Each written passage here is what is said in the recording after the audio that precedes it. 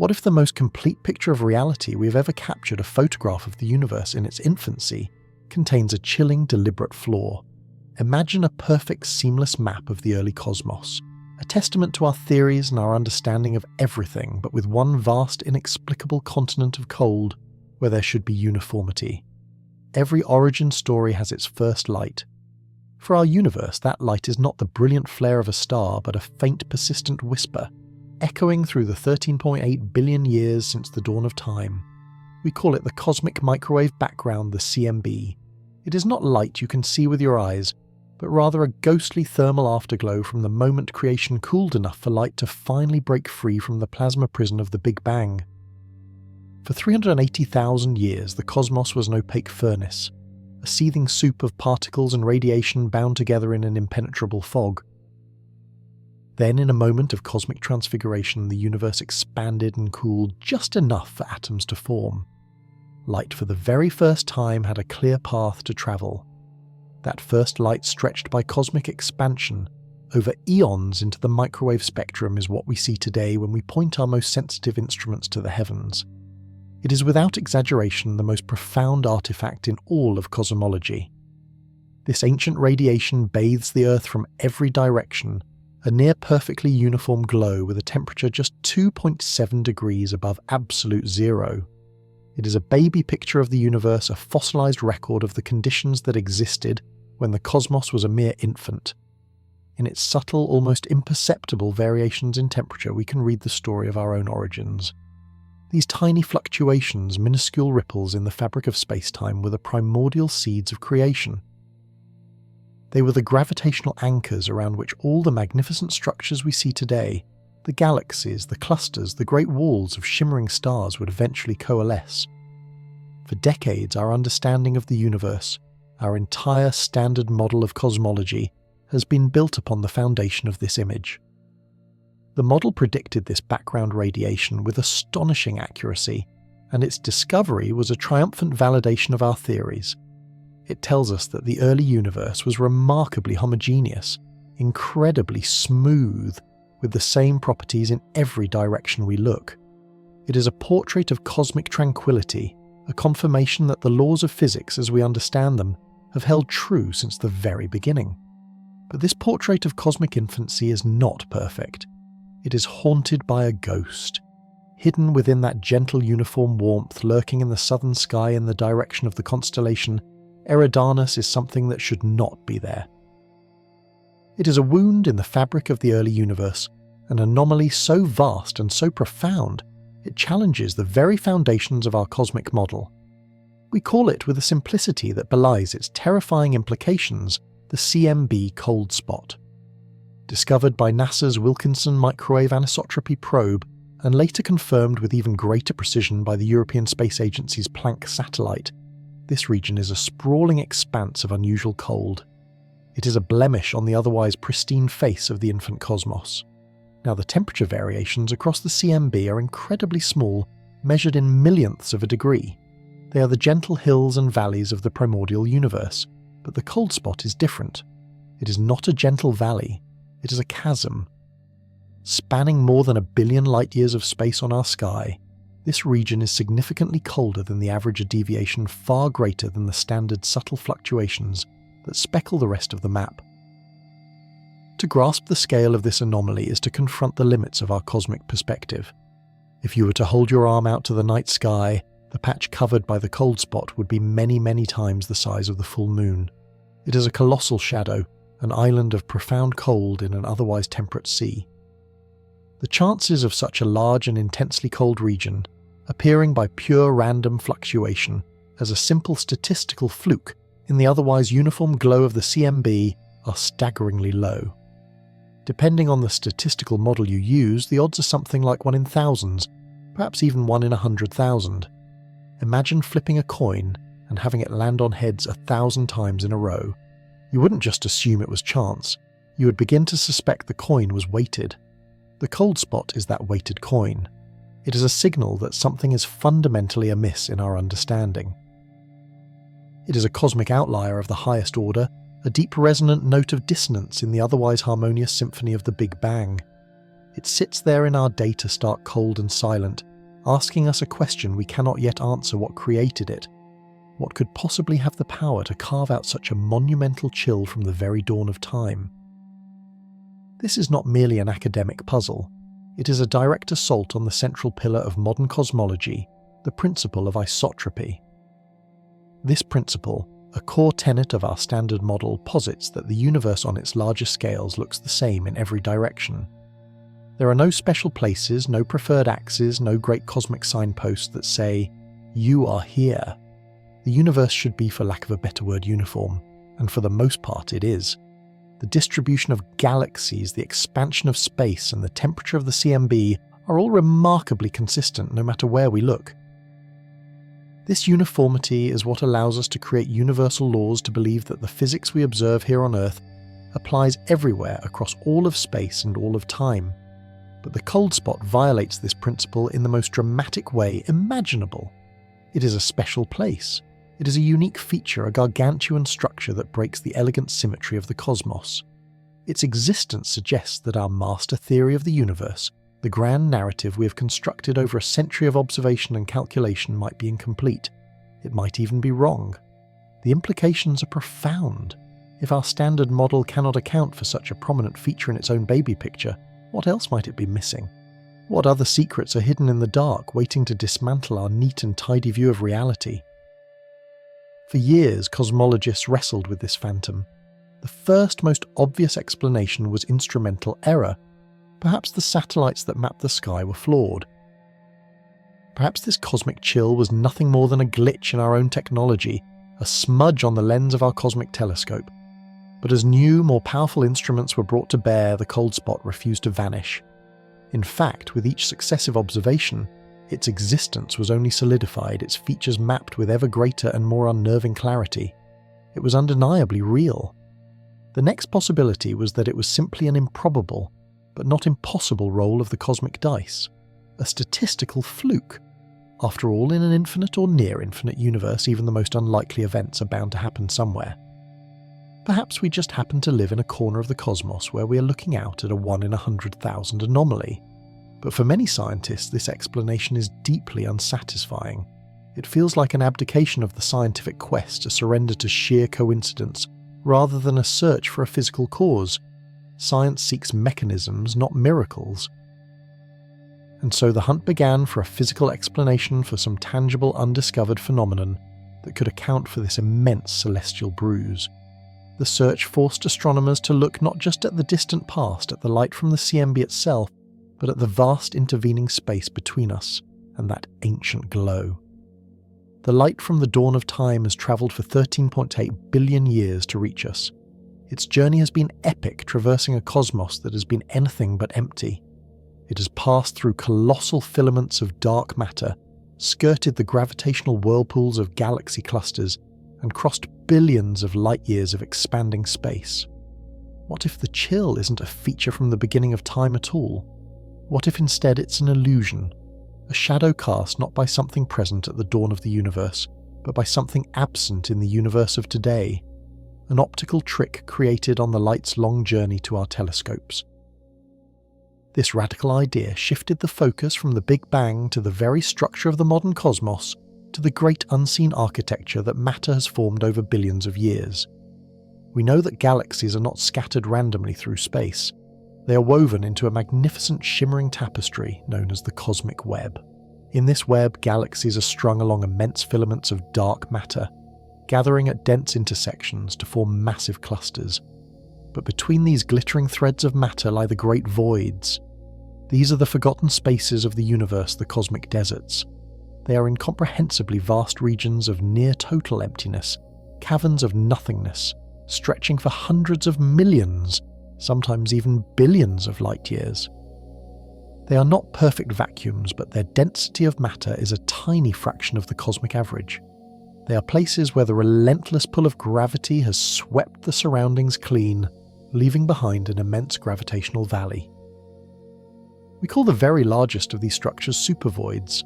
They are the great silent counterparts to the bright bustling superclusters of galaxies, and in their profound emptiness, scientists began to see the faint outlines of a new and extraordinary explanation for the cold spot. The theory is both elegant and deeply counterintuitive. It relies on a subtle interplay between gravity light and the accelerating expansion of the universe, a phenomenon driven by the mysterious force of dark energy. Imagine a photon of light from the cosmic microwave background beginning its journey towards us billions of years ago. As it approaches a supervoid, it enters a region of lower than average gravity. It's like rolling a marble down into a shallow bowl. The photon falls into the gravitational valley, and in doing so it gains energy. This causes its wavelength to shorten slightly, a process known as a gravitational blue shift. The light gets a tiny bit hotter. In a static, unchanging universe, the story would end there. As the photon climbed back out of the gravitational valley on the other side, it would lose the exact same amount of energy it gained on the way in. It would be redshifted by a corresponding amount, and its temperature would return to normal. The net effect would be zero. The void would be invisible. But our universe is not static. It is expanding, and that expansion is accelerating. While that photon is traversing the hundreds of millions of light years across the supervoid, the universe itself is stretching. Dark energy is pushing everything apart, causing the void to grow and become even shallower. By the time the photon is ready to climb out, the gravitational hill it must ascend is flatter and less steep than the one it rolled down. It therefore loses less energy climbing out than it gained falling in. The result is a net energy gain, meaning the light should actually appear slightly hotter after passing through a void. But there's another more dominant effect at play in certain models, an integrated effect of the void's passage. As the light travels through the stretched, emptying void, it loses energy to the cosmic expansion. The gravitational potential of the void itself is changing over the transit time. The light has to work against the expansion to escape, and it emerges with less energy than it had when it entered. It has been taxed by its journey. This loss of energy registers as a slight drop in temperature, a redshift. The light is made colder. A single small void would have a negligible effect, far too tiny to notice. But what if there were a truly colossal structure, a supervoid of unprecedented scale, an emperor of voids positioned perfectly along our line of sight to that particular patch of the CMB?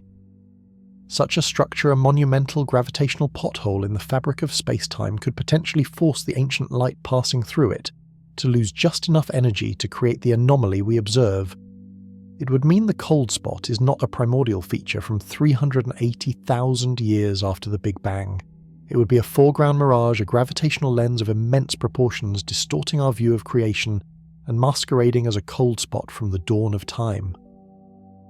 Could this be the answer?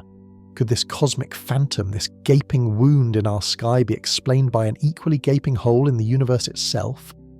Is there a colossal supervoid, a titan of emptiness lurking in the dark between us and that ancient light? The search was on not for a complex new theory of physics at the dawn of time, but for a hole in the universe today. Astronomers began to peer deep into the darkness of the Eridanus constellation, meticulously mapping the three-dimensional distribution of galaxies, searching for the telltale absence of matter that would betray the presence of a supervoid. What they would find would not only deepen the mystery of the cold spot, but also reveal the shocking skeletal structure of our local universe, forcing us to confront the true scale of the cosmic web and the profound emptiness that defines it. There is a map not of continents or oceans, but of time itself. It is the oldest, most profound, and most complete picture of our universe that we will ever possess. This is not an image painted with the familiar light of stars or galaxies, but with a far more ancient glow, a phantom radiation that saturates all of space. It is the cosmic microwave background, the faint persistent ember of the Big Bang. To look upon this map is to witness the cosmos as it was just 380,000 years after its violent birth, a mere infant in cosmic terms. It is our universe's first photograph, captured at the precise moment the primordial fog cleared and light was set free to travel unimpeded for the next 13.8 billion years. This fossil light carries within it the seed code of everything that would ever exist. Every star, every galaxy, every planet, and even you are descended from the patterns encoded in this ancient whisper. When we first detected this radiation, a faint unwavering hiss of static discovered by accident in 1964, it appeared almost perfectly uniform. A constant near absolute zero temperature of 2.7 Kelvin, no matter which direction we pointed our antennas.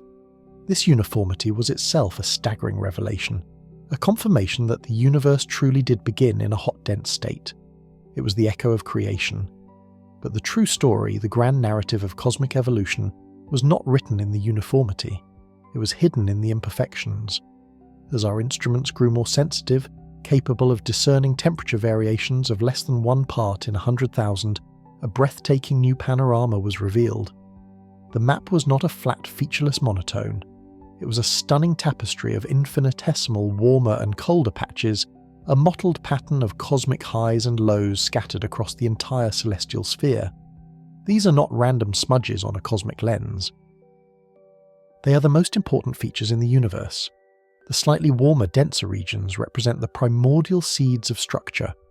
These were the gravitational wells, the cosmic cradles, where matter would first begin to pool, drawn together by its own immense gravity over hundreds of millions of years. Within these gentle hollows, the first stars would ignite, bathing the young cosmos in light. The first galaxies would coalesce, swirling into majestic spirals. And from those galaxies, clusters and superclusters would form, weaving the vast, intricate cosmic web we see today. The slightly cooler, less dense regions in turn would give rise to the great voids, the colossal deserts of near-nothingness that separate the glittering filaments of galaxies. This map, this echo of the past, is therefore also a prophecy. It is a blueprint containing the precise initial conditions from which the entire magnificent structure of the modern universe would ultimately unfold. We had in our hands the architectural plans for reality itself.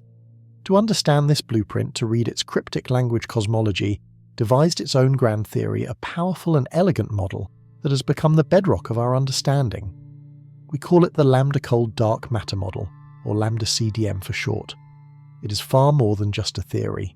It is our standard story of the cosmos, a comprehensive narrative that explains how we went from the smooth hot plasma of the early universe to the complex star-filled cosmos we inhabit. For decades it has been triumphantly successful, predicting the universe's properties with astonishing accuracy. Lambda CDM is built upon a few key, albeit mysterious, pillars. The first is a concept that defies all terrestrial intuition inflation. The model proposes that in the first fleeting fraction of a second after the Big Bang, the universe underwent a period of hyperacceleration, an exponential expansion of unimaginable violence and speed. In less than the blink of an eye, a region of space smaller than a proton swelled to become larger than a galaxy. This incredible event, a cosmic masterstroke, solves several deep cosmological puzzles at once, primarily explaining why the universe is so vast and so geometrically flat. But for our story, its most profound consequence was what it did to the quantum world. In the subatomic realm, reality is a fizzing energetic foam of uncertainty, where particles and energy fields constantly fluctuate in and out of existence. Inflation took these microscopic quantum jitters and stretched them, magnifying them to astrophysical scales. Tiny fleeting ripples in the primordial energy field were expanded into vast gentle waves. It was these inflated quantum fluctuations that became the very seeds of structure we now see imprinted on the cosmic microwave background. Inflation set the stage, drawing the initial sketches on the cosmic canvas. But for those sketches to develop into the rich tapestry of galaxies we see today, another more enigmatic ingredient was required. Lambda CDM posits the existence of cold dark matter, a mysterious invisible substance that interacts with the universe almost exclusively through gravity. It does not emit, absorb, or reflect light. It is a ghost passing through us, through planets, and through entire stars as if they were not there. Yet according to our models, it outweighs all the normal visible matter, the stuff of stars and gas and people. By a factor of more than 5 to 1, it is the universe's silent majority.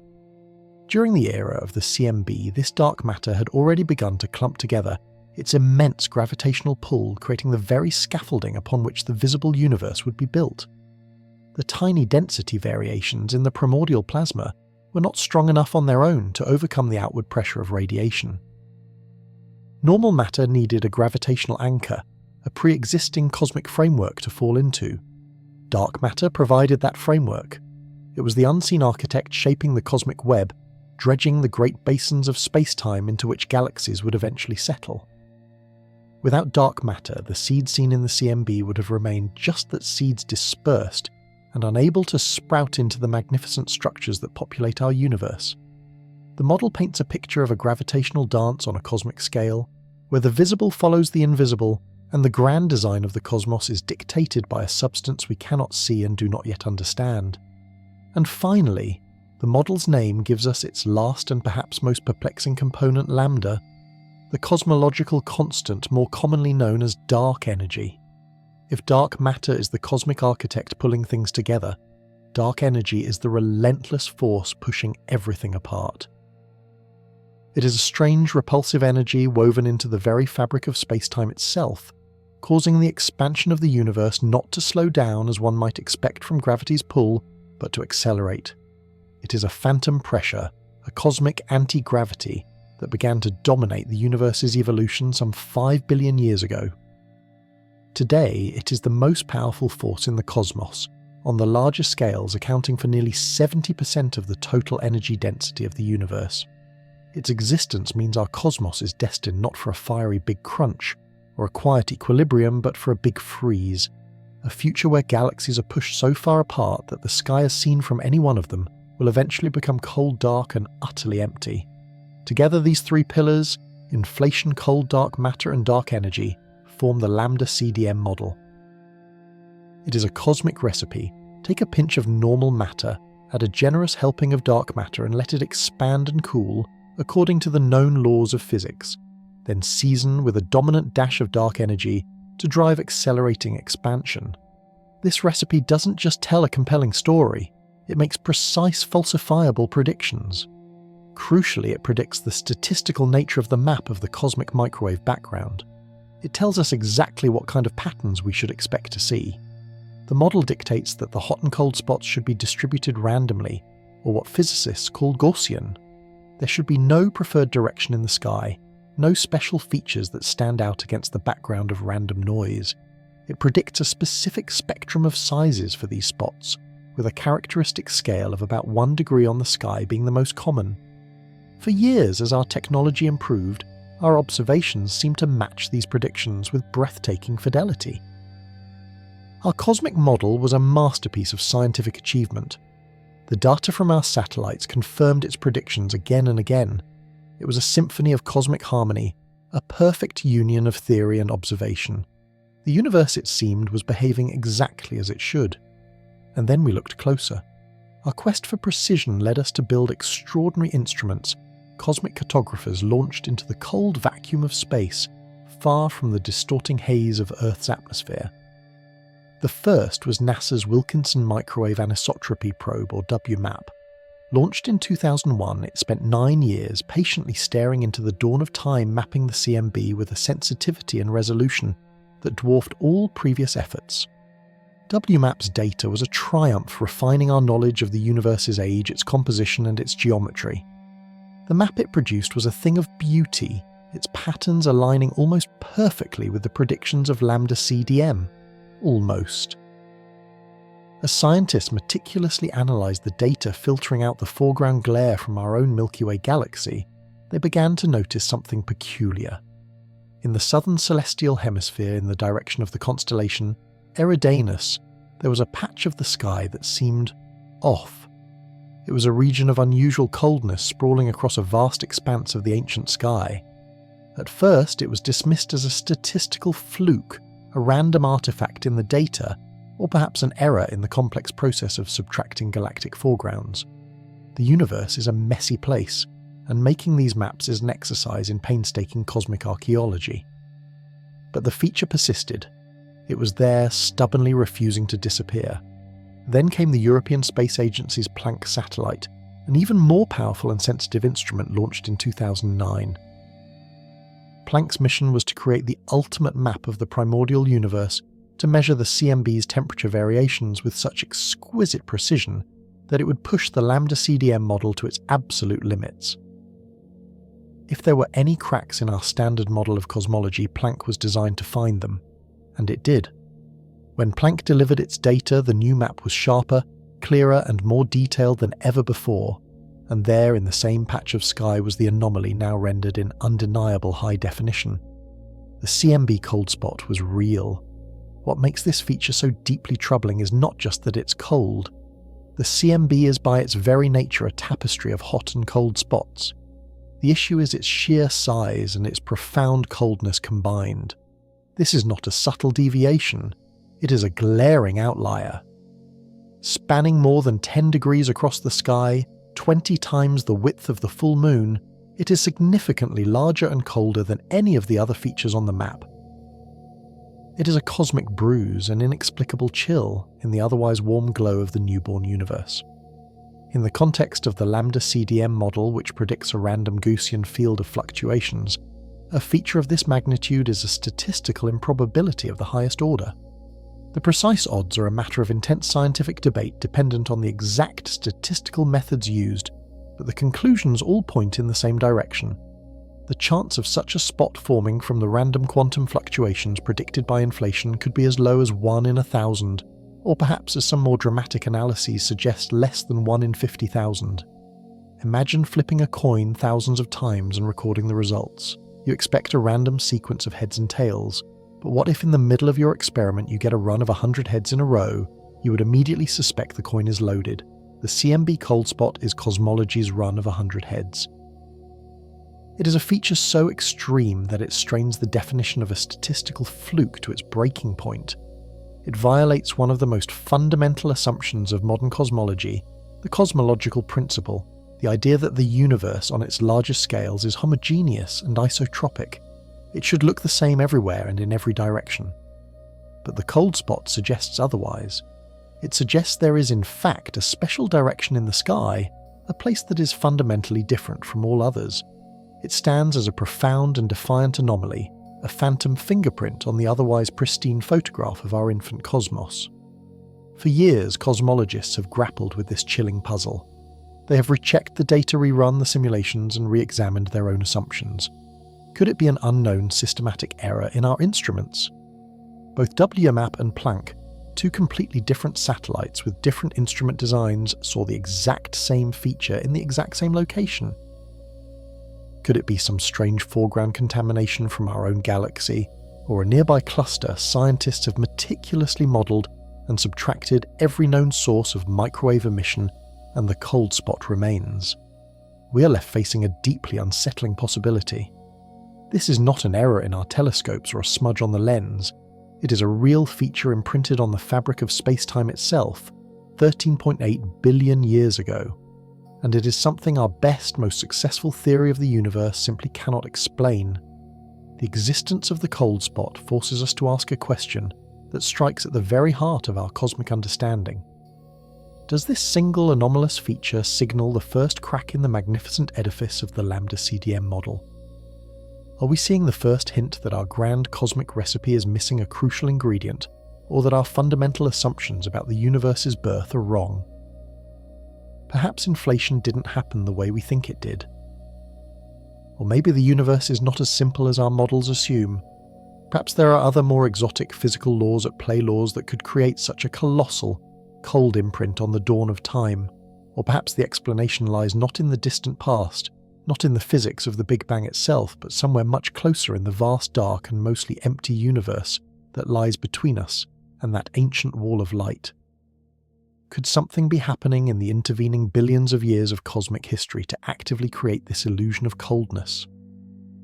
What if the light from that specific patch of the early universe has been travelling through something extraordinary, something immense and empty on its long journey to our telescopes? We stand at a precipice staring at a map of our own cosmic origins and find a feature that shouldn't be there. It's a clue, a mystery, a challenge etched into the oldest light in the universe, beckoning us to look deeper into the darkness. Undefined. And so, this unsettling blemish on the face of creation, this thumbprint of some unknown force demands an explanation. Our search for its cause begins not by peering deeper into the past, but by turning our gaze to the vast intervening darkness that lies between us and that first light. The journey of a photon from the dawn of time to your eye is unimaginably long, a 13.8 billion year odyssey. Along that path, it is a silent witness to the entire evolution of the cosmos. It passes through the birth of the first stars, weaves between the gravitational tendrils of nascent galaxies, and traverses billions of light years of what we often and incorrectly call empty space. But space, we have learned, is not a featureless backdrop. It has a structure, a grand and intricate architecture. Imagine a three-dimensional web spun by a cosmic spider, where shimmering filaments of galaxies and dark matter stretch across the universe, connecting at brilliant dense knots. These knots are the superclusters, the great metropolises of the cosmos, teeming with thousands of galaxies blazing with the light of trillions of stars. The filaments are the galactic highways channeling matter and energy from one cosmic city to another in a slow, inexorable gravitational flow. It is a structure of breathtaking complexity and beauty. But this is only half of the story. For every glittering filament, for every radiant cluster, there exists an equal and opposite reality. Between the threads of this cosmic web lie the great vacancies, the colossal echoing chambers of near-nothingness. These are the supervoids. To call them empty is a profound understatement, a failure of human language to capture their sheer scale of desolation. A typical void might span 200 million light-years. The largest the supervoids can stretch for more than 1 billion light-years. Our own Milky Way galaxy with its hundreds of billions of stars would be less than a single grain of sand lost in a desert the size of a continent. These are regions so vast that light itself, the fastest thing in existence, takes 1 billion years to cross from one side to the other.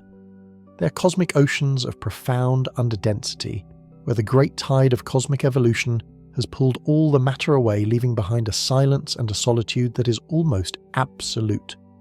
If you were to stand on a planet inside a supervoid, the night sky would be a terrifying perfect black. No Milky Way band, no neighbouring galaxies like Andromeda, perhaps only a handful of faint lonely star systems, each an isolated island in an endless sea of darkness. The grand cosmic conversation of gravity and light would be muted to a whisper. This is not the fertile vacuum from which universes spring, but a chilling terminal kind of emptiness. The existence of these voids is not a mystery. It is a direct and necessary consequence of gravity itself. To understand how they form, we must rewind the clock back to the moment that primordial light was first released, the very image we see in the cosmic microwave background. That ancient fireball was not perfectly smooth. Imprinted upon it were quantum fluctuations from the first instant of time, infinitesimally small variations in temperature and density.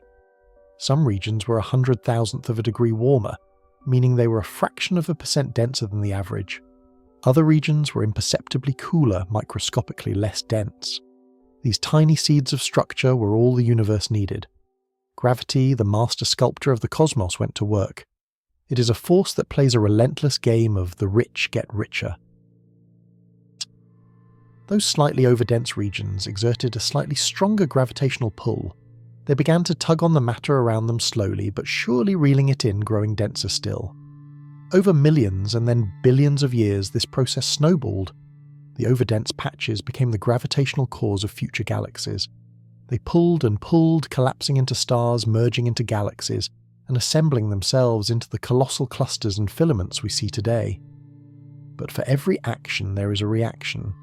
As all this matter was being drawn towards these centres of gravity, it had to be pulled from somewhere.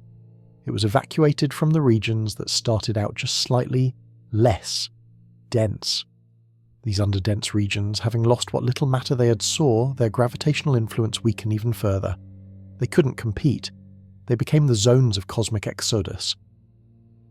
As the filaments grew brighter and the clusters grew heavier, the voids between them were stretched, expanded, and hollowed out, becoming ever more vast and ever more empty. They are the cosmic valleys carved out by the gravitational rivers that flow towards the mountains of the superclusters. They are the proof written in emptiness across the sky that the entire structure of our universe grew from the tiniest of quantum seeds. So we have a suspect, a colossal region of intergalactic space, a supervoid conspicuously empty of galaxies. And we have a crime scene, a patch of the CMB sky that is unnaturally cold. For a long time, connecting the two seemed impossible. How could a void which is mostly nothing leave a mark on light that is just passing through it? The answer is one of the most subtle and beautiful effects in all of cosmology, a consequence of Einstein's general relativity playing out on the largest possible stage. It involves the journey of our ancient photon and its interaction with the very fabric of space-time. Imagine one of these CMB photons having travelled for billions of years, approaching the edge of a colossal supervoid, according to Einstein mass and energy bend space-time. A massive galaxy cluster creates a deep depression, a gravitational well. A photon falling into this well gains energy just as a marble, rolling downhill, speeds up.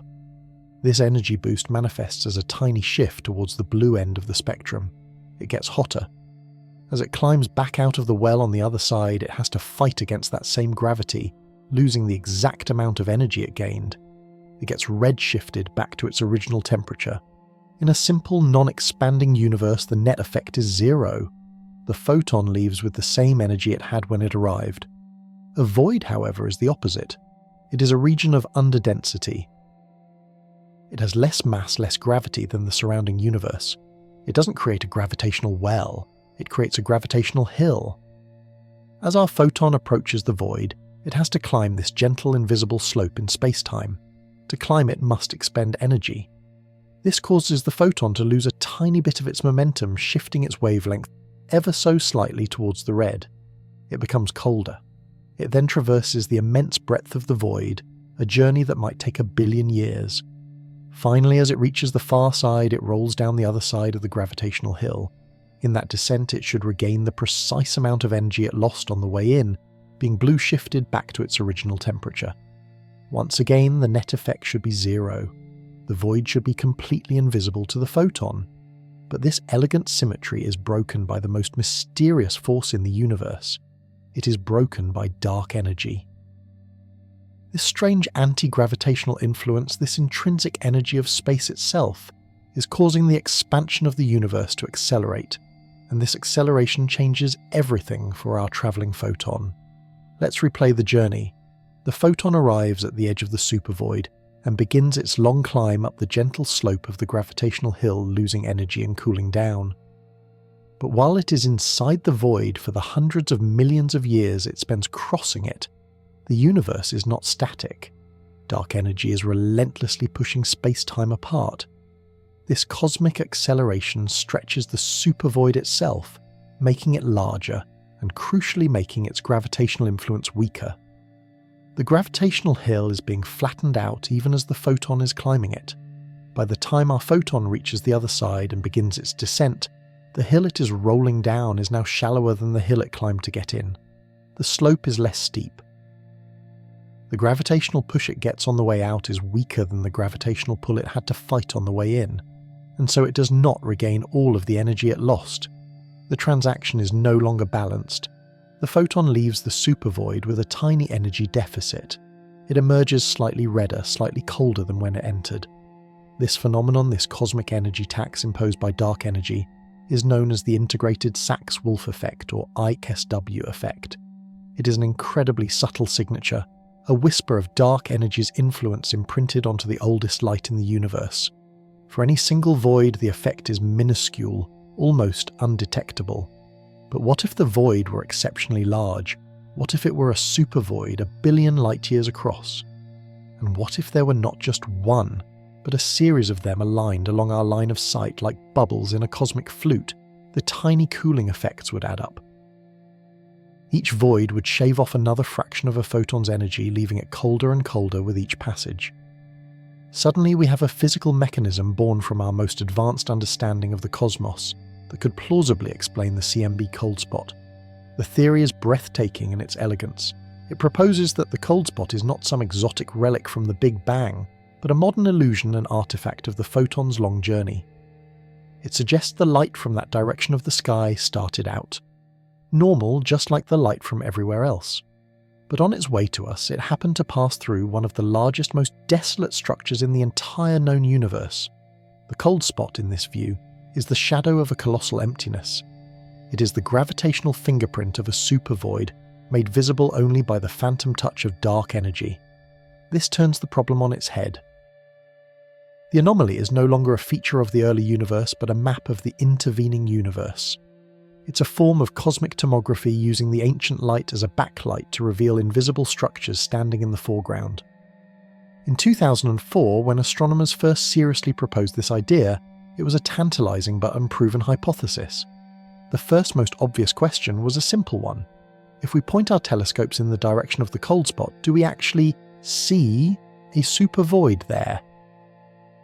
Is there a giant hole in the distribution of galaxies sitting exactly where it needs to be to create this effect? The theory was beautiful, logical, almost perfect. But cosmology is not a discipline of pure reason. It is a science of observation. The search for this cosmic desert, the so-called Eridanus supervoid, would require immense surveys mapping the locations of hundreds of thousands of galaxies in 3 dimensions to see if there truly was a great emptiness staring back at us. The stakes were immense. If confirmed, it would not only solve the riddle of the cold spot, but also provide stunning independent evidence for the existence of dark energy itself. The shadow of the void would illuminate the greatest mystery of our time. But if the void wasn't there, or if it wasn't large enough, then we would be back where we started alone, with an anomaly that defies all conventional explanation. The hunt was on. And so began one of the most audacious projects in modern cosmology, an attempt to chart the invisible to survey the darkness. The theory was a tantalizing ghost, a whisper in the mathematics. It suggested a colossal void, a gravitational valley could carve its chilling signature into the universe's oldest light. But to prove it, we had to move beyond elegant equations and simulations. We had to build a map not of the sky as a flat 2-dimensional tapestry, but of the cosmos as it truly is, a vast 3-dimensional ocean of space and time. The challenge was almost incomprehensible in its scale. Imagine trying to find a single, specific, unusually large air bubble hidden somewhere within the entire volume of Earth's oceans. You can't just look. The bubble itself is transparent. You can only infer its presence by meticulously mapping the location of every single fish, every plankton, every bit of life around it. Only by seeing where the life isn't can you begin to trace the bubble's ghostly outline. Our task was the cosmic equivalent of this, but staged on a canvas billions of light years wide. The life we were looking for was galaxies. And the bubble was a potential supervoid of staggering proportions.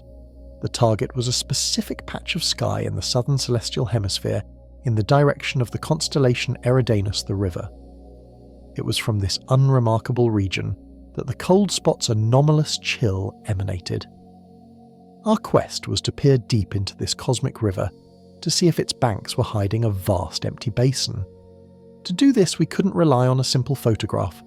A picture, no matter how beautiful, collapses 3 dimensions into 2. It tells you where a galaxy is in the sky, but not how far away it is. A bright galaxy could be small and close, or it could be a titanic city of stars very, very far away. Without that crucial 3rd dimension depth distance, we would be hopelessly lost, unable to distinguish a true void from a simple chance alignment of fewer galaxies in our line of sight.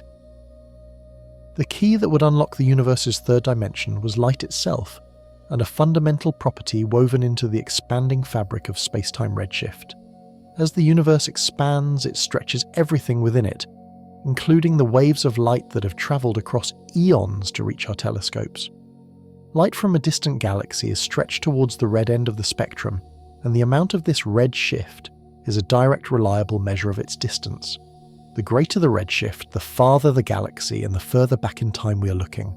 By capturing a galaxy's light and splitting it into its constituent colours, its spectrum, we could read its cosmic address with astonishing precision. It was this principle that would allow us to become cosmic cartographers. The plan was simple in concept but Herculean in execution. We would point our most powerful telescopes towards the Eridanus region and systematically measure the redshift of every single galaxy we could find one by one by one. Each measurement would be a single pinprick of light on a 3-dimensional map, a solitary data point in an otherwise empty volume. By collecting hundreds of thousands, even millions of these measurements, a picture of the underlying structure of the universe would slowly emerge from the noise.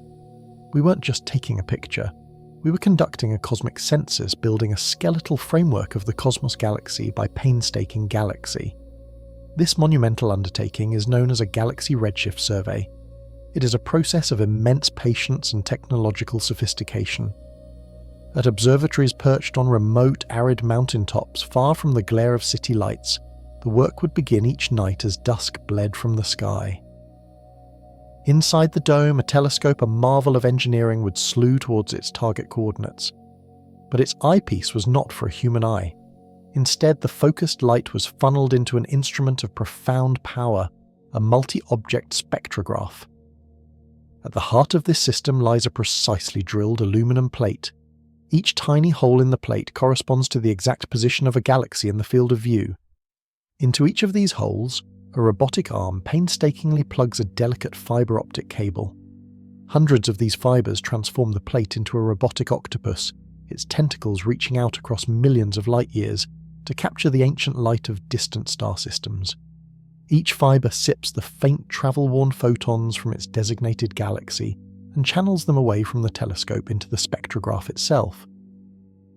Inside this complex machine, a series of prisms and gratings performs a kind of cosmic alchemy, splitting the feeble composite light from an entire galaxy into its rainbow spectrum. This spectrum is a barcode rich with information. Dark lines, called absorption lines, slash through the colours, revealing the chemical elements present in that galaxy's stars and gas. But most importantly, the entire pattern of lines is shifted. By comparing this shifted pattern to a reference spectrum created in a laboratory on Earth, astronomers can measure its redshift with unerring accuracy. This process is repeated for hundreds of galaxies simultaneously every single night. The data flows a torrent of numbers, each one representing a galaxy's distance, a single piece of an impossibly large puzzle.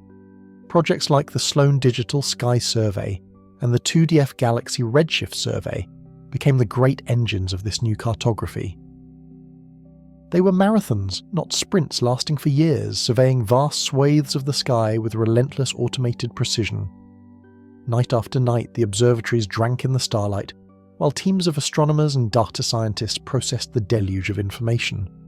Slowly, painstakingly, the map began to take shape. On computer screens across the world, a new vision of the universe was being born. It was not the random uniform spray of galaxies one might expect. Instead, what emerged was a breathtaking, intricate structure, a cosmic web of unimaginable scale. We saw for the first time the true architecture of the cosmos. Galaxies were not islands. They were bound together by gravity into immense glittering filaments, great rivers of stars and dark matter flowing through the void. Where these filaments intersected, they formed dense, brilliant nodes, superclusters, cosmic metropolises teeming with thousands of galaxies. It was a structure both ordered and chaotic, a delicate glowing foam stretching across the observable universe. And just as the theory predicted, the spaces between these glowing structures were not empty. They were voids, vast, dark and profoundly empty regions where the cosmic web had been stretched thin, leaving behind immense bubbles of near-nothingness.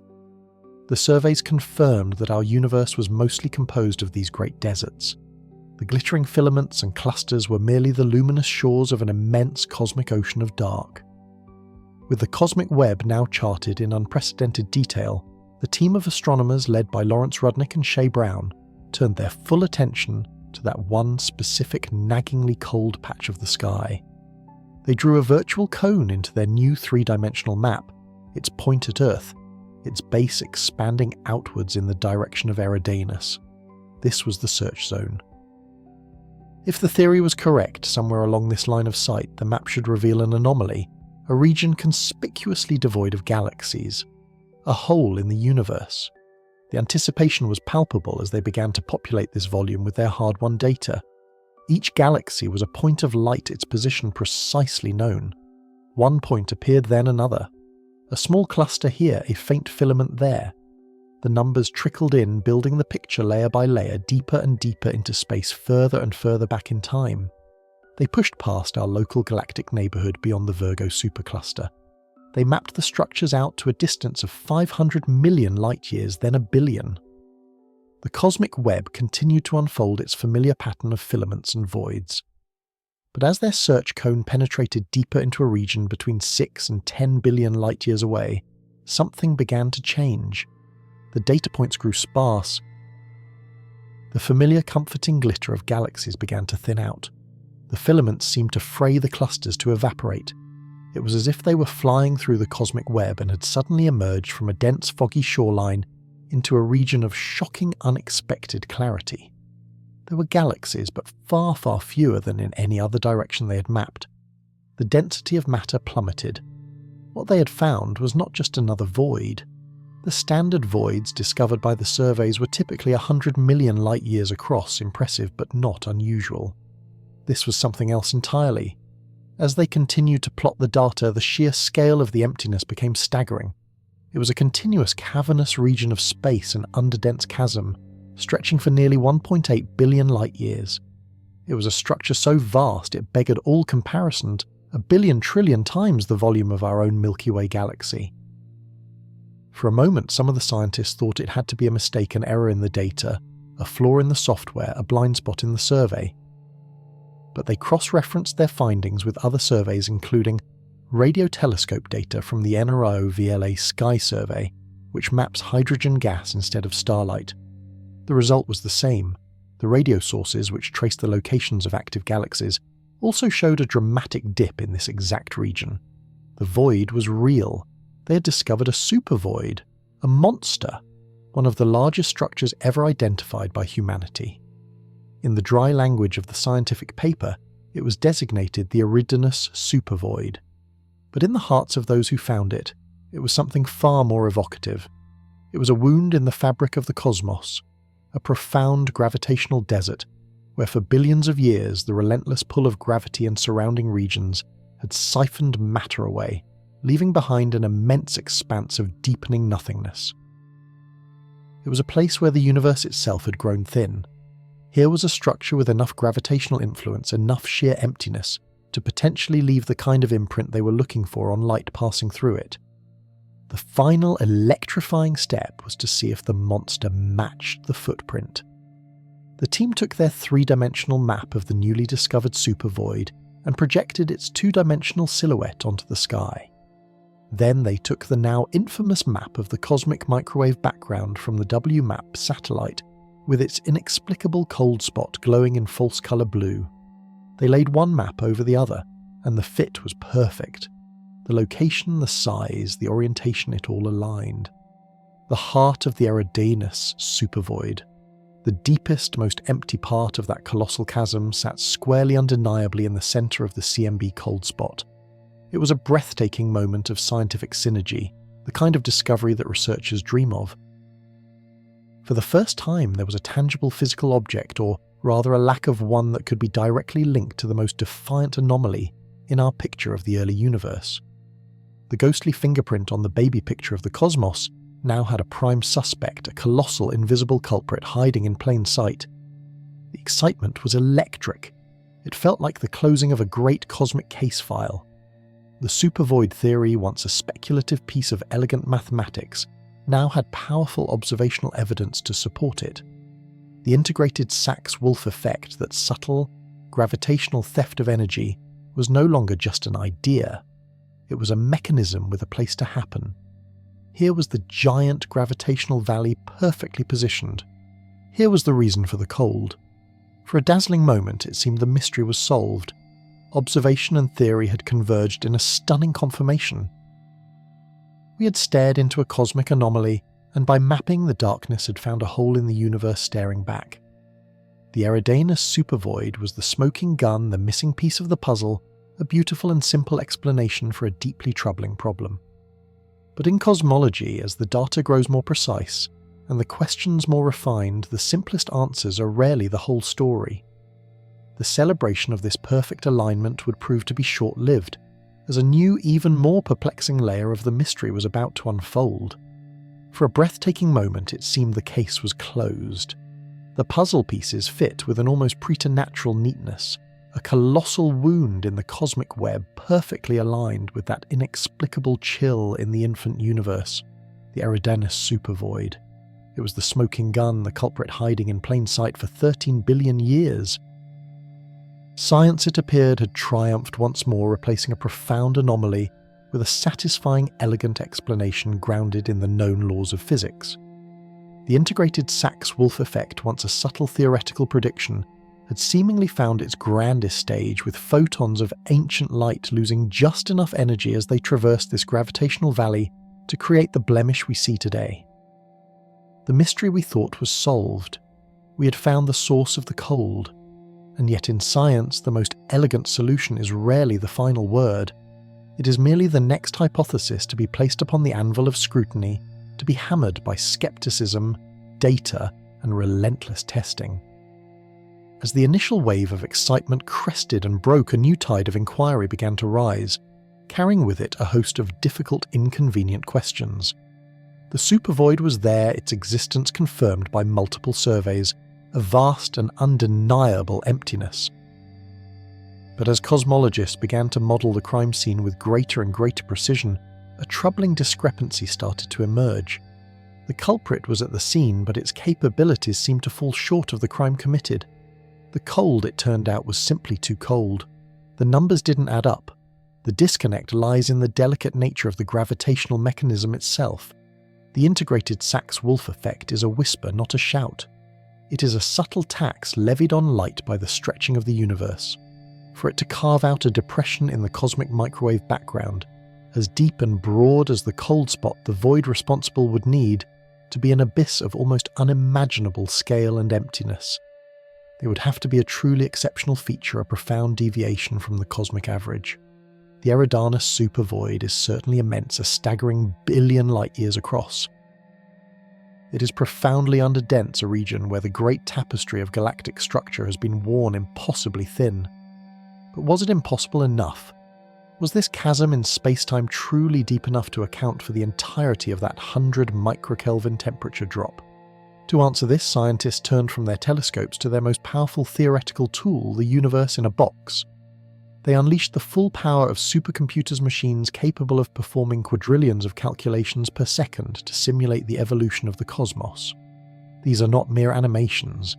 They are rigorous, self-contained universes born from the initial conditions laid down by the Big Bang. Within these digital realms, virtual dark matter clumps together under its own gravity, pulling in gas to ignite the first stars and forge the first galaxies.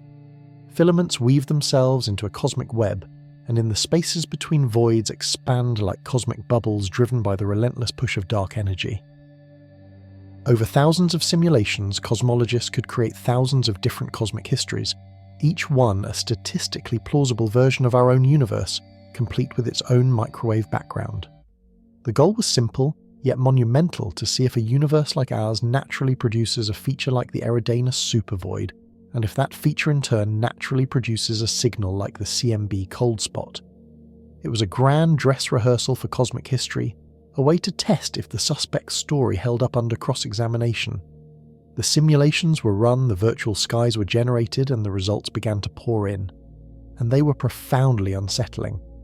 While the simulations could certainly produce massive supervoids, and those supervoids did indeed leave cold imprints on their CMBs through the ISW effect, they almost never produced a combination as extreme as the one we observe in our own sky. A void of Eridanus' size might appear, but it would typically create a cold spot only half as cold as the real one. A spot as cold as ours might flicker into existence, but it would usually be caused by a void far larger and emptier than the one we have actually measured. The alignment was there, but the magnitude was wrong. It was like finding a suspect's footprint at a crime scene, only to realize the print was 2 sizes too small. The simulations were telling us that, according to our best understanding of cosmology, the standard lambda CDM model, the Eridanus supervoid, as we currently measure it, is simply not gravitationally potent enough to be the sole author of the cold spot. It could account for perhaps 10, maybe 20% of the temperature drop. A significant contribution, yes. An accomplice, almost certainly. But the lone villain? The simulations screamed no. This created a vexing statistical tension. The cold spot itself is a 3 sigma anomaly, a 1 in 1,000 fluke if it's just a random temperature fluctuation. But the prospect of a standard void creating such an extreme effect was even less likely, pushing the odds into the realm of 1 in 10,000 or worse. We had seemingly replaced one improbable event with an even more improbable explanation. This led to a fierce and fascinating debate that cut to the very core of how we practice cosmology. The community split not into believers and non-believers, but into different schools of thought on where the discrepancy might lie. One camp argued that the problem was not with the theory, but with our observations. Mapping a three-dimensional void 1 billion light-years across is an epic feat of cosmic cartography, but it is fraught with uncertainty. We are trying to chart a region of near-nothingness defined by the absence of things we can see. Our measurements of its depth and its precise boundaries are based on counting galaxies across vast distances, a process susceptible to statistical noise and survey limitations. Perhaps they argued the Eridanus supervoid is far emptier than our current maps suggest. Maybe our surveys have missed its true dark heart, a core so profoundly vacant that its gravitational influence is far stronger than our models predict. This spurred a new generation of observational campaigns, using more powerful telescopes and more sophisticated techniques to drill down into the void structure. Surveys like the Dark Energy Survey began to meticulously chart the galaxies in that direction of the sky, aiming to produce a far more detailed high-resolution 3D map of the void's topography. The challenge is immense.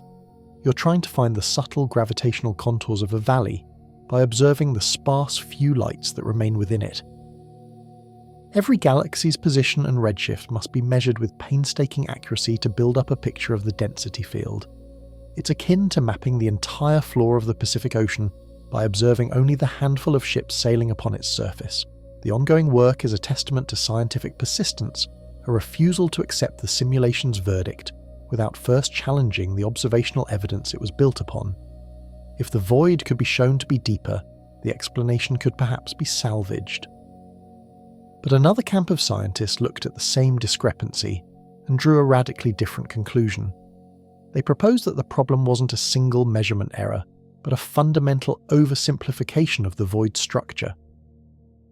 What if we were looking at the Eridanus supervoid as a single monolithic cavern in space, when in reality it was something far more intricate, something our simulations of smooth, idealized voids were failing to capture? Perhaps the cold spot isn't caused by one gargantuan void, but by a more complex labyrinthine network of interconnected underdensities. Imagine not a single hole, but a structure like cosmic coral, or a sponge, a chain of smaller voids stacked one behind the other along our line of sight. This is the void in void, or multiple void hypothesis. In this scenario, a photon of light leaving the surface of last scattering doesn't just cross one gravitational valley, it traverses a whole mountain range in reverse. As it enters the first void, it gains a little energy. Before it can pay that energy back upon exiting, it enters the next void in the chain, then the next, and the next. Each void contributes its own small gravitational push, its own subtle ISW tax. Alone, none of these smaller voids could create a significant temperature drop, but together their effects could cascade, their cumulative gravitational influence amplified, creating a signal far stronger than any single void of the same total volume could produce. It transforms the problem from finding one impossibly deep chasm to finding a fortuitous alignment of several more common, shallower ones. This idea is compelling because it reflects the messy hierarchical nature of the cosmic web itself, which is not made of simple spherical bubbles, but of complex interlocking structures. Investigating this requires even more detailed mapping, looking not just for a large-scale absence of galaxies, but for the subtle bridges and walls that might separate smaller voids within the larger superstructure. Recent analyses of galaxy distribution in that region of the sky have hinted at just such a complex topography. Some studies suggest the presence of at least 3 or 4 distinct smaller voids nestled within the larger Eridanus region, arranged almost perfectly along our line of sight.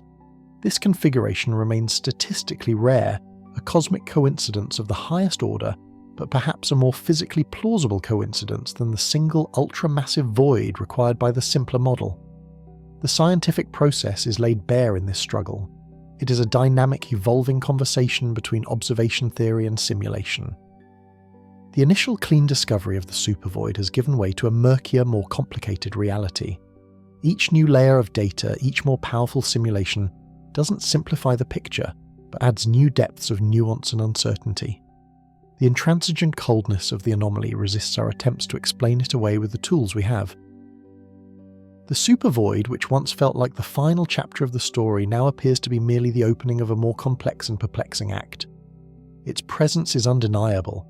Its gravitational fingerprint is all over the scene of the crime. But the evidence now suggests it could not have acted alone. We find ourselves in a state of profound and exciting ambiguity. The elegant standard model explanation is cracking under the immense pressure of precise data. Is the Eridanus void a single uniquely empty abyss whose true nature still eludes our telescopes? Or is it a complex gravitational echo chamber, an accidental alignment of multiple voids, whose combined effect is greater than the sum of its parts? Or more tantalizingly, is the discrepancy pointing towards a fundamental flaw in our understanding? The resilience of the cold spot, its refusal to be fully explained by this colossal hole in the universe, forces our gaze outwards towards the fringes of cosmological thought. It compels us to reconsider possibilities that once seemed too exotic, too speculative. Because if this void, one of the largest structures ever discovered by humanity, is not enough to solve the puzzle, then the true answer must be something else entirely. The ghost in the cosmic machine remains at large, and its chilling presence suggests that the universe may be stranger and more mysterious than we ever dared to imagine. The debate had reached an impasse, a chasm of uncertainty separating a colossal void from an inexplicable cold. On one side, a plausible, elegant theory grounded in the known laws of physics. On the other, a chillingly precise measurement from the dawn of time that refused to fully cooperate. For decades, we could only circle this cosmic mystery, armed with calculations that were by necessity approximations of an impossibly complex reality. We could estimate the gravitational potential of the Eridanus supervoid. We could model the integrated Sachs-Wolfe effect with broad strokes, but the universe is not painted in broad strokes. It is an intricate, evolving masterpiece of unimaginable detail, where the subtle gravitational whispers of a billion galaxies can conspire to alter the journey of a single photon. To truly test the connection, to put the supervoid on trial as the cause of the cold spot, we had to move beyond mere calculation. We had to do something that was until very recently the exclusive domain of gods. We had to build a universe, not with stars and gas, but with mathematics and light. We needed to construct a digital cosmos in a box, a sprawling simulation so vast and so meticulously detailed that it could faithfully replicate the 14 billion-year saga of cosmic evolution. This is the frontier where cosmology and supercomputing merge into a singular, formidable tool of discovery. Inside the humming cores of the world's most powerful machines, we can now forge these virtual realities. We begin not with a void, but with a near-perfect uniformity mirroring the state of the universe as mapped by the Planck satellite. We seed this digital primordial soup with the tiniest quantum fluctuations, the almost imperceptible variations in density that were the ancestors of everything we see today. From there, we press play. The code, a symphony of algorithms embodying our deepest understanding of physics, takes over. Gravity, the silent sculptor, begins its work immediately. We watch as the invisible filaments of dark matter, the cosmic scaffolding upon which everything is built, begin to coalesce. Over billions of simulated years, these filaments thicken, drawing in more and more matter, knotting together at junctions where galaxy clusters will one day blaze into existence. Simultaneously, the spaces between these filaments are stretched and evacuated, giving birth to the great voids. But this digital genesis is far more than a simple gravitational collapse. To be accurate, it must contain the universe's deepest secret, its most profound mystery, dark energy. We have to inject this ethereal repulsive force into every cubic centimetre of our simulated space. It is a constant accelerating pressure, pushing against gravity's pull, a cosmic engine driving the expansion of the universe ever faster. Getting this ingredient right is paramount because the entire integrated Sachs-Wolfe effect, the very mechanism we are trying to test, is a direct consequence of the titanic struggle between dark matter's desire to clump and dark energy's insistence on pushing everything apart. Without dark energy, a photon's journey through a void would be a zero-sum game. The energy it gains upon entering would be perfectly cancelled by the energy it loses upon exiting. It is only because dark energy stretches the void while the photon is inside that the cancellation fails, leaving the photon measurably weakened, its light redshifted, appearing to us as a spot of cold. Our simulation must capture this delicate evolving balance with perfect fidelity. Yet even a perfect physical model is not enough. A simulation that evolves in isolation is just a beautiful piece of fiction. To transform it into a powerful scientific instrument, it must be anchored to reality. It must look like our universe, with its unique and particular arrangement of structures. This is where the painstaking work of galaxy surveys becomes the key that unlocks the entire endeavour. Astronomers have spent years meticulously mapping the heavens, charting the precise three-dimensional positions of millions of galaxies. Projects like the Dark Energy Survey have peered deep into the southern sky, building an unprecedented atlas of the cosmic web in the exact direction of the cold spot. This real-world map, a stunning achievement of observational astronomy, becomes the ultimate constraint for our simulation. We feed this data, this ground truth, into the computer. We tell our model, whatever you do, however you evolve, the final state of your digital universe, at this present moment must place the Eridanus, Supervoid, and its surrounding structures right here. The simulation must end with a cosmic web that is a statistically perfect match for the one we observe through our telescopes. With these constraints in place, our digital universe is no longer a generic cosmos. It is a bespoke replica of our own cosmic neighbourhood, a dynamic and evolving ghost image of the very space between us and the afterglow of the Big Bang. Now the true experiment can finally begin. We can release the photons. Not one, not 1,000, but millions of virtual CMB photons are fired from the far side of our simulated box, their starting point, representing the moment of last scattering their light pristine and untouched. They begin their 13 billion-year journey towards our virtual telescope. We program them to travel to feel the pull of gravity from every simulated dark matter halo, to be bent and deflected by the warping of space-time. And then we direct them straight into the heart of our carefully reconstructed Eridanus supervoid. We're no longer guessing at its depth or its profile. We're using the most accurate data-driven model ever created. You can almost feel the journey. As a photon approaches the edge of the void, it begins to fall inward, surfing down the shallow gravitational slope. Just as the ISW effect predicts it gains a tiny burst of energy, a subtle blue shift that makes it infinitesimally hotter. For millions of years it traverses this immense emptiness, a region where the pull of gravity is weaker than anywhere else in the cosmos. But all the while, the simulation's dark energy is at work. The void is expanding, stretching its gravitational well, becoming even shallower than it was when the photon first entered. The climb out is now a steeper, more arduous task than the fall in. The photon struggles up the gravitational slope, but the hill has grown behind it. It expends more energy climbing out than it gained falling in. This is the critical moment, the transaction that lies at the heart of the entire hypothesis. As it finally emerges from the far side of the void, the photon is left with an energy deficit. It is weaker, redder, colder. The computer tracks this energy loss for every single one of the millions of photons that pass through the simulated void. It builds a map not of the void itself, but of the shadow it casts on the CMB light passing through it. This is the moment of truth where a decade of theoretical work, observational astronomy, and computational power converges on a single crucial image. The virtual telescope in our simulation produces its own map of the CMB sky. We filter out all the other effects, isolating only the temperature change caused by the supervoid. And we see it. A faint, subtle patch of blue appears on the screen, centered exactly where the void was placed. The simulation has worked. The integrated Sachs-Wolfe effect, driven by a data-constrained supervoid in a universe filled with dark energy, does indeed produce a cold spot. A wave of vindication washes over the research teams. The fundamental physics holds up. A supervoid can and does leave a cold imprint on the cosmic microwave background. But then comes the second, more sober question. It is the question that defines the climax of this entire scientific drama. We know the simulation creates a cold spot.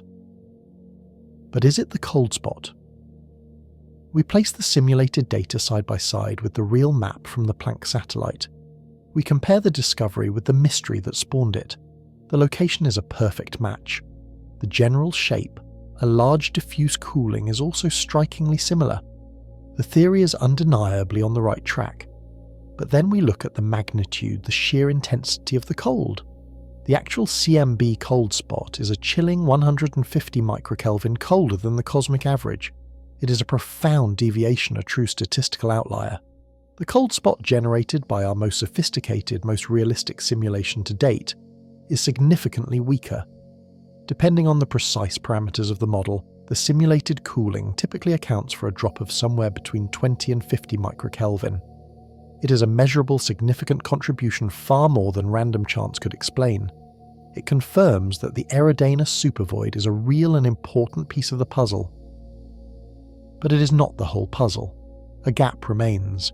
An unnerving, persistent gap between what our best models of the universe can produce and what the universe itself is showing us. Even with a void of this colossal scale, the known physics of the integrated Sachs-Wolfe effect seems to fall short. It cannot by itself generate the full shocking coldness of the anomaly. This result, now replicated by multiple independent research groups using different codes and refined data, has become the new scientific consensus. The Eridanus supervoid is a major contributor to the cold spot, perhaps the primary one. But it is not the sole culprit. The simple, elegant explanation that we had hoped for has proven to be incomplete. The void is part of the story, but it is not the entire narrative. This realization is not a failure, but a profound success. It has moved us from a state of speculation to a state of quantifiable mystery. We now know the size of our ignorance. We can measure the portion of the cold that remains unexplained. The question has transformed from, is the void responsible, to, what else is happening in that patch of sky? This new, more nuanced question is driving the next generation of cosmic explorers. The simulations have shown us the limits of our current knowledge, and to push beyond those limits we need even better data. We need to map the Eridanus supervoid and the surrounding cosmic web with a level of precision that was once unimaginable, and the tools to do so are right now coming online. The Vera C. Rubin Observatory, perched high in the Chilean Andes, will soon begin a decade-long survey of the southern sky, cataloguing billions of galaxies and providing a map of the universe of unprecedented depth and resolution. Its data will allow us to refine the shape and profile of the void, to search for any smaller, denser structures within it that might complicate the gravitational landscape, or to confirm that it is indeed as empty as we believe. From space, the Euclid and Nancy Grace Roman space telescopes will chart the cosmic web over vast swathes of the sky, using subtle distortions in the shapes of distant galaxies, a phenomenon known as weak gravitational lensing, to map not just the visible matter, but the invisible scaffolding of dark matter itself. These forthcoming deluges of data will be poured back into our computational models, making them ever more faithful to reality. They will allow us to test more subtle hypotheses. Perhaps the void is not a simple spherical emptiness, but possesses a more complex elongated shape that alters the photon's path in unexpected ways. Perhaps it is aligned with other smaller voids, their cumulative cooling effect adding up to something greater than the sum of their parts. Or perhaps the influence of dark energy itself is not as uniform as we assume, behaving differently inside these vast underdense regions. Each of these possibilities can be programmed and tested, each simulation another step towards closing that explanatory gap. We are entering an era where our virtual universes will become nearly indistinguishable from the real one, allowing us to finally isolate the true nature of the cold spot's lingering chill. So we find ourselves at a precipice, looking out across a landscape of incredible progress and tantalizing mystery. The grand cosmological simulation, our most powerful tool for deciphering the universe's structure, has given us a partial yet profound answer. It has told us that the great void in Eridanus is undeniably implicated in the sky's greatest anomaly. It has validated the intricate dance between dark matter and dark energy that produces the integrated Sachs-Wolfe effect. But it has also, with chilling clarity, shown us the limits of that explanation. It has left us with a residual cold, a signal that cannot be accounted for within our standard, extraordinarily successful model of cosmology. Science has successfully peeled back one layer of the mystery only to reveal another deeper one beneath. The question is no longer whether the void is the cause, but whether the physics we use to model it is the complete story. Something is missing, and if that something is not a flaw in our maps or an undiscovered complexity in the cosmic web, then we are forced to confront a far more unsettling possibility.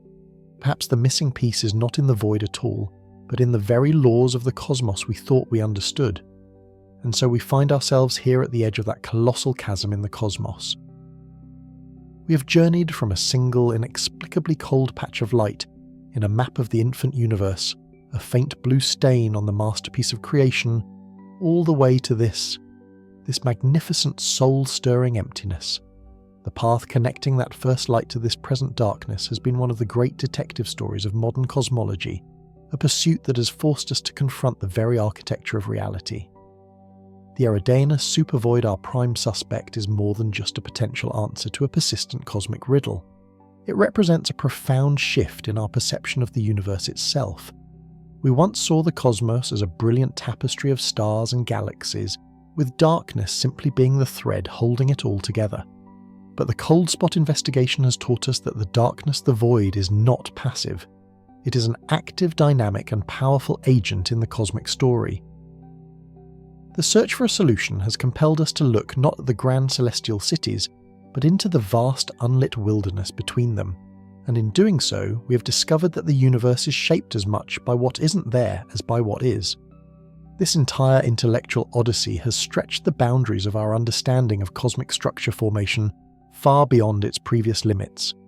Before the cold spot demanded our attention, our models of the cosmic web, that intricate filigree of galaxy clusters and filaments, were robust, but they primarily celebrated the great concentrations of matter. They were stories of gravitational triumph of matter, pulling itself together against the relentless tide of cosmic expansion. The supervoid hypothesis forced a reckoning with the other side of that story, the story of gravitational defeat. It compelled us to model with far greater precision the large-scale evacuation of matter to understand how these immense gravitational valleys are carved out over eons. It's one thing to simulate a galaxy cluster, a glittering metropolis of gravitational attraction. It's another thing entirely to accurately simulate a region of space over 1 billion light-years across, from which matter has been systematically banished, leaving behind a profound and gravitationally feeble desert. We have had to refine our simulations to sharpen our theoretical tools to account for an entity whose defining characteristic is its astonishing lack of characteristics. In grappling with the scale of this emptiness, we've learned more about the delicate balance of forces that sculpts the universe.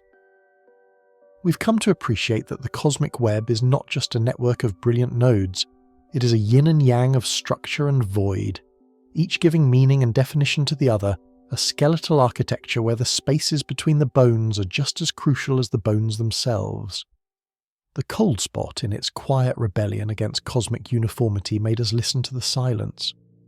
But perhaps the most startling revelation to emerge from this cosmic ghost hunt has been its intimate connection to the greatest mystery of all dark energy. The proposed mechanism, the Integrated Sachs-Wolfe effect, is not some esoteric footnote in cosmological theory.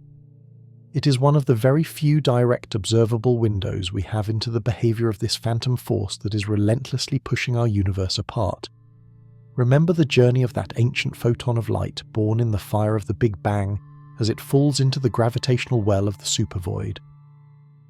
In a universe without dark energy, a static or decelerating universe, the energy it gains falling in would be perfectly cancelled by the energy it loses climbing back out. The photon would emerge unscathed, its temperature unchanged, leaving no trace of its passage on the cosmic microwave background. The cold spot, by this logic, simply shouldn't exist. Its very presence, therefore, becomes a powerful piece of circumstantial evidence for the universe's accelerating expansion. Because of dark energy, the supervoid is not a static valley. It is a valley whose slopes are actively stretching and shallowing out while the photon is passing through. This is the crucial twist in the tale. The photon, having fallen into a gravitational well of a certain depth, must then climb out of a well that has become shallower in the interim. It doesn't have to work as hard to escape. It leaves with a tiny surplus of energy, which should paradoxically make it appear as a hot spot on the CMB map. The fact that we see a cold spot has been the central nagging puzzle suggesting that our understanding of the ISW effect or the void itself remains incomplete. Yet the very fact that we are forced to have this conversation to debate the subtle energy shifts of single particles of light over billions of years due to a stretching cosmic fabric is a triumph. The cold spot has transformed from a mere anomaly into a cosmic laboratory. It has become a testing ground where the grand sweeping theories of dark energy are forced to confront the granular reality of observational data. It is a magnifying glass held up to the most enigmatic force in nature, a force that will ultimately decide the fate of everything. Each new piece of data we gather on the Eridanus supervoid is not just a map of empty space. It is a clue in the case file of the universe's ultimate destiny, a whisper of the phantom hand that is pushing everything apart. This entire investigation has also been a masterclass in the intricate dance between matter and light, the two fundamental constituents of our visible universe. It's a story told across 14 billion years, a story of a single photon's epic journey. Imagine it again, a particle of light, a messenger from the dawn of time carrying a pristine record of the universe when it was just 380,000 years old. For billions of years, it travels an uninterrupted flight through an expanding, cooling cosmos. It witnesses the birth of the first stars, their violent death seeding the void with the elements of life. It skirts the swirling gravitational whirlpools of nascent galaxies and sails past the blazing infernos of quasars. Its path is a straight line through space-time, a testament to the universe's large-scale homogeneity. And then in the last few billion years of its journey, it encounters this anomaly, this yawning chasm where there should be galaxies. The delicate interplay begins. The photon is pulled in by the faint gravity of the matter at the void's edge, its wavelength compressing its energy, increasing infinitesimally. It traverses the immense emptiness, a ghost flitting through a haunted house a billion light-years wide. Finally it begins its climb out, pulled back by the gravity on the far side. And it is here, in this final leg of its passage, that the universe's deepest secret, its accelerating expansion, driven by dark energy, leaves its faint, almost imperceptible fingerprint. The light that finally reaches our telescopes is subtly changed, a traveller bearing a story etched into its very energy. It is a story of a cosmic robbery of energy, stolen by the stretching of space-time itself. The cold spot is the shadow left behind by that cosmic transaction. This narrative, this dance between a single particle of fossil light and the largest known structure in the cosmos, is a powerful reminder that we are not merely observers of the universe. We are participants receiving these ancient messages and piecing together the epic history they contain. We have learned that to understand the grandest structures we must follow the faintest trails. To map the unseen ocean of dark matter and dark energy, we must track the flight of the oldest light. The cold spot has been our guide, teaching us that every photon is a history book, every patch of sky a potential clue, and that the most profound truths are often written in the faintest of inks. It has underscored a fundamental principle of cosmology, that light is the ultimate cosmic scribe and matter, and energy are the ink with which it writes the story of existence, a story we are only just beginning to learn how to read. But for all the progress, for all the breathtaking insights, the explanation remains tantalizingly incomplete. The supervoid as we currently measure it seems insufficient. The integrated Sachs-Wolfe effect it should produce appears too weak to account for the full shocking chill of the cold spot. This is not a failure, it is an invitation. It is the universe telling us that the story is more complex, more subtle, and infinitely more interesting than we first imagined. And so we stand on the cusp of a new era of discovery, preparing to launch a new generation of sentinels into the cosmic dark instruments with the power to turn this compelling hypothesis into established fact, or to shatter it completely, forcing us back to the drawing board in a glorious return to the unknown. The next chapter of this story will not be written with elegant equations alone, but with the flood of data from new eyes on the sky. Behold the future, a future that is already taking shape in clean rooms and on remote mountaintops around the world. Soon the Vera C. Rubin Observatory, perched high in the Chilean Andes, will begin its decade-long legacy survey of space and time. It is destined to become the greatest celestial cartographer in human history. Night after night, its enormous eye will scan the heavens, mapping the positions and properties of billions of galaxies, creating a motion picture of the dynamic universe. For the cold spot investigation, Rubin is a game changer. It will not just confirm the existence of the Eridanus supervoid, it will chart its topography with breathtaking precision. It will reveal the intricate substructures within it, the faint tendrils of dark matter that might still lurk in its depths, the subtle gradients in its galactic population. It will find not just one supervoid, but potentially hundreds, even thousands of them. For the first time, we will have a comprehensive catalogue of the universe's great deserts, allowing us to ask, is the Eridanus supervoid truly special? Or is it merely the largest of a common class of cosmic structures?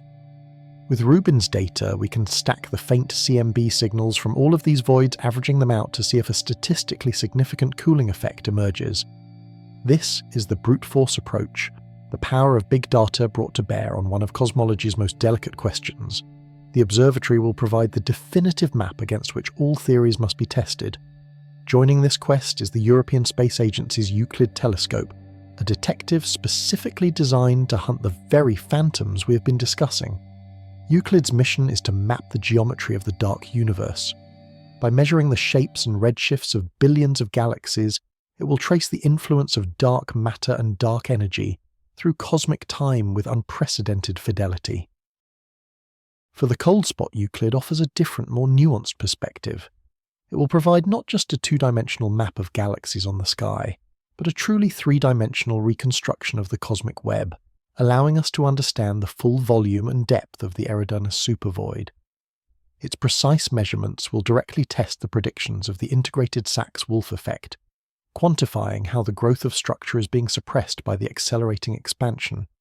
Euclid will essentially feel the cosmic push of dark energy by observing its subtle stunting effect on the gravitational pull of matter. This will allow us to calculate with far greater certainty just how cold a spot a supervoid of this magnitude should be able to create. It will be the moment of truth for the conventional explanation, a direct confrontation between theory and observation in exquisite detail.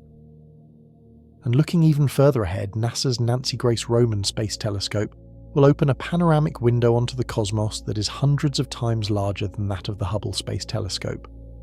Roman is the wide-eyed wanderer designed to answer essential questions about dark energy exoplanets and infrared astrophysics. Its vast field of view will allow it to conduct deep, wide surveys of the universe, uncovering the largest structures and mapping the distribution of dark matter on immense scales. Roman's power lies in its ability to see both the forest and the trees. It can simultaneously study the detailed properties of galaxies within supervoids while mapping the void's overall structure and environment. This will help us understand the complete life cycle of these cosmic deserts, how they form, how they evolve, and how they interact with the surrounding cosmic web. It will provide the crucial context, the grand vision needed to place the cold spot and its associated void into their proper cosmological setting. Together, these three titans of astronomy, Rubin, Euclid, and Roman, form a triumvirate of discovery. They represent our collective resolve to map the darkness to understand the unseen, and to finally definitively answer the question that has haunted us for decades. So where does this leave us as we stand here looking back at that faint cold anomaly? We are left in the best possible place for a curious species to be, with a beautiful, compelling story that is not yet finished. The cold spot has served its purpose magnificently. It has been a cosmic irritant, a grain of sand in the oyster of cosmology, that has forced us to produce the pearl of a deeper understanding. It has pushed our theories of structure formation to their limits, provided a unique arena for testing the nature of dark energy, and illuminated the profound connection between the universe's oldest light and its largest structures. The journey, regardless of the final destination, has been the reward. The supervoid hypothesis provides a framework of exquisite elegance, linking so many disparate pieces of the cosmic puzzle together into a coherent whole. Yet science demands more than elegance. It demands proof. Perhaps the next generation of telescopes will show with incontrovertible data that the Eridanus supervoid, combined with the subtle draining of energy by dark energy, is precisely the right shape, size, and emptiness to create the cold spot. The case will be closed, the anomaly will be explained, and it will stand as a glorious testament to the predictive power of our standard model of cosmology. It will be a universe that is strange and wonderful, but ultimately a universe that plays by the rules we have so painstakingly uncovered. But what if they don't? What if even with these new hyper-accurate maps the numbers still refuse to add up? What if the void is simply not enough? Then we will find ourselves in a far more exhilarating landscape. We would be forced to confront the alternatives we have only dared to whisper about. Is the cold spot a bruise? A remnant of a collision with another bubble universe in the infinite foam of the multiverse? Is it a texture, a topological defect in the fabric of space-time, a scar left over from a primordial phase, transition in the first femtosecond of creation? Or is it something so alien we have not yet even conceived of the language required to describe it? That is the true magic of this quest. The cold spot has become a fulcrum upon which our entire understanding of the cosmos is balanced. Whichever way it tips toward a triumphant confirmation of our current theories, or toward a revolution that shatters them, we will be irrevocably changed. The great map of the cosmos is not yet complete. There are still regions marked, "Here be dragons," and we, with our insatiable curiosity and our ever more powerful eyes, continue to sail toward them drawn by the siren song of the unknown, forever continuing our grand and noble quest to understand our place in the silent, star-dusted dark.